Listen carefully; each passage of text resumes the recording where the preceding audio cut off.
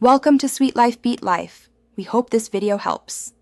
You start by ensuring the team's desktop app is signed into the account you want to stay online. Once signed in, change your OS power settings so the device does not sleep or lock during idle. This prevents status changes.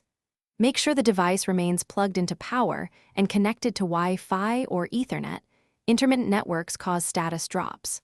Also, turn off any battery-saving network restrictions. These steps set the baseline so teams can remain active in the background. Next, configure Teams to auto-start and permit background activity.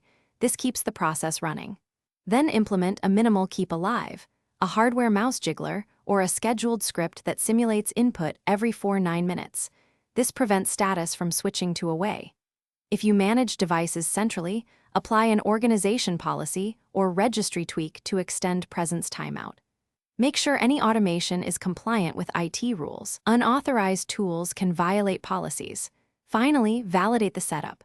Monitor your team's status across a full work session and after suspend/resume cycles to confirm persistence.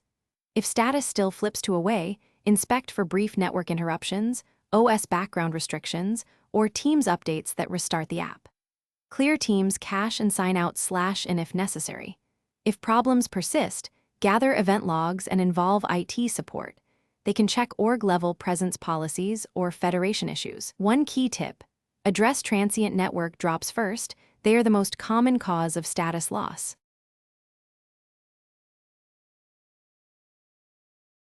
Thanks for watching. Consider subscribing if we helped you.